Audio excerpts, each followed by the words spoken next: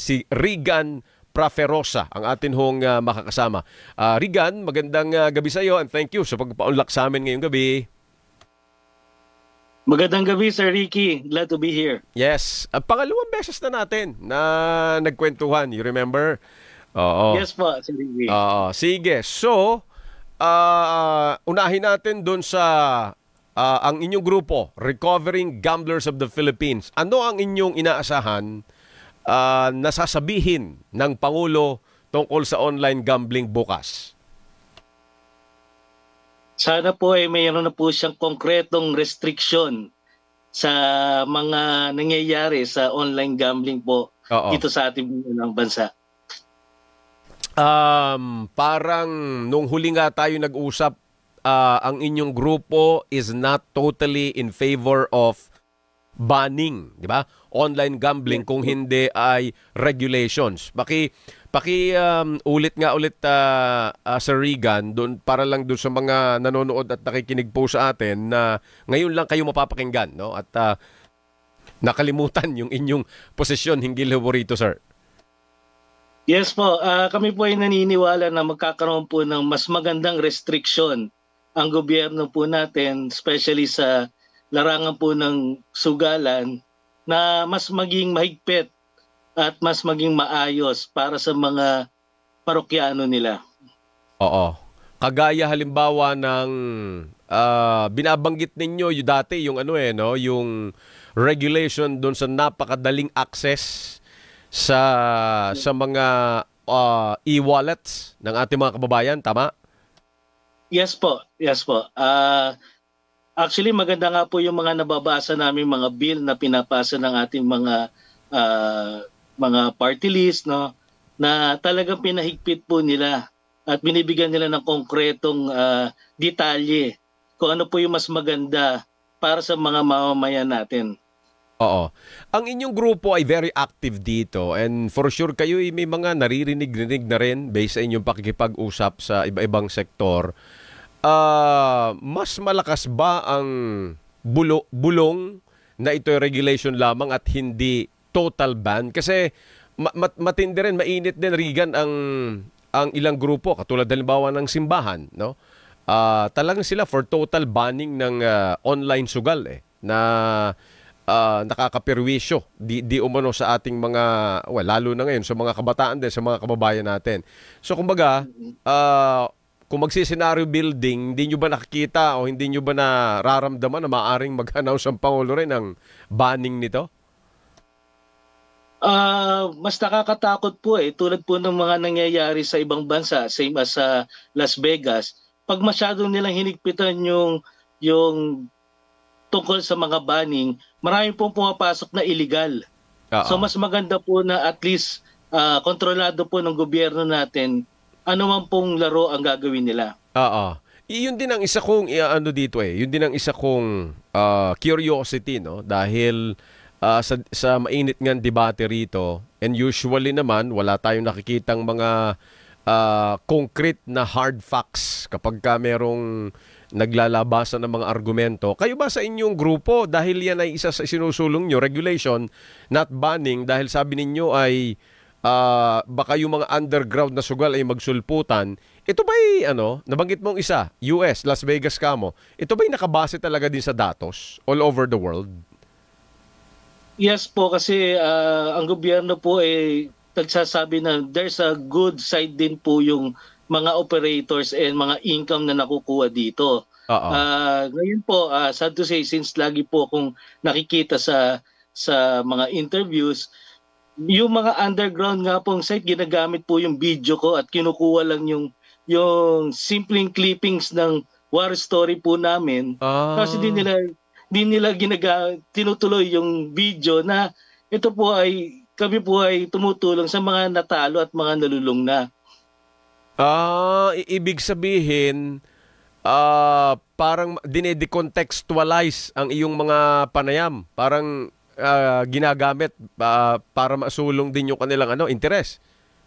Yes po, naka-experience po ako from Africa and from India right now. Ginagamit po yung video ko sa pagpa-plug po ng mga illegal site nila. Wow. Pakikwento mo nga paano nangyari yan? Yan ang bago Parang ano yan? So hindi dito sa Pilipinas Isa ibang bansa? Yes po. Nung tinrace po namin yung IP address sa ibang bansa po, kinilipings niya po yung mga interview ko with the famous celebrity. Oo. Tapos, kinilipings nila po at pinalabas lang po yung winning side. Hindi po pinalabas yung losing side namin at yung pagbabago namin. Anong ibig sabihin nun? Winning side na hindi anong ibig sabihin nun, Regan? Kinat po nila yung time na kinukwento namin yung from the beginner's luck. Hindi na po nila kinuwento yung sa latter part na natalo po kami at nagbago rin po kami. Pasensya na kasi hindi ako hindi ako nagsusugal. Kahit sa yung online gambling, never ko pang na-try yan At saka yung may binabanggit ka na yung grupo ninyo na naggagawa din kayo ng mga psychological help, no? Consultations, hindi yun sinasama. Hindi po. Kinukwento lang po nila yung nung time na nagsusugal pa ho kami. Okay. So anong nito? Anong nire-reflect nito? Yung kumbaga ito ba yung sinasabi nga ninyo na once you ban it totally mas mas lalala ito? Same din po nung nakita ko isang bill sa isang party list from Akbayan. Maganda po yung nila yung way nila to ban the mga advertisement ng ads.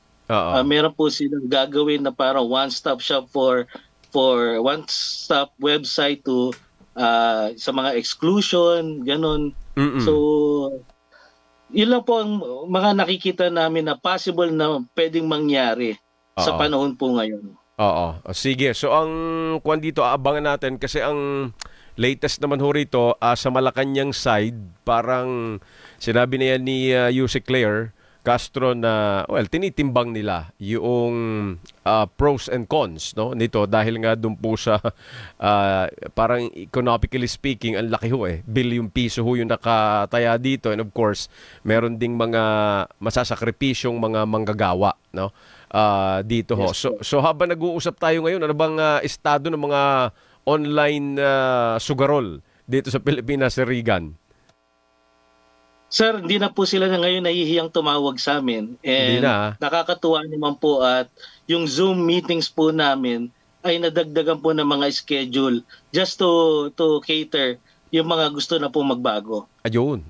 So ibig sabihin din, itong mga panayam natin ganito, malaki din ang naging effect, no? Malaki ang tulong para kayo para yung yung inyong visibility rin. At saka yung inyong mga ginagawang aksyon ay malaman, maging conscious ang ating mga kababayan sa inyong mga effort, no? Recovering Gamblers of the Philippines. So sa ngayon, nasa mga ilan na ang inyong mga kinikater, ang mga nagpapa-recover sa inyo? Sir, after po natin mag-usap, meron po kaming 300 new members Wow! Talagang after nung mag-usap natin, nung nakaraan? Yes po, yes po. Wow, talaga naman Tinan mo nga naman yung nagagawa rin nating sabihin doon sa ating mga kabayan. Sige, meron tayo ngayong halos 2,000 ngayon na nasa YouTube. Tapos may mga nasa Facebook pa tayo at mga nakikinig sa radyo, Regan. So baka meron ka pang mga gustong sabihin sa kanila ngayon na apila mula sa inyong grupo. Yes po, salamat Sir Ricky. Doon po sa mga taong meron na pong discomfort sa pagsusugal at sa mga kapamilya nila nagsusugal, meron po tayong hotline na 0917-509-4080. Kami po ay tumutulong sa pamamagitan ng support group, counseling, and rehabilitation. Pero mostly po, dinadala po namin ang mga newcomers sa support group para hindi na po kayo gagastos.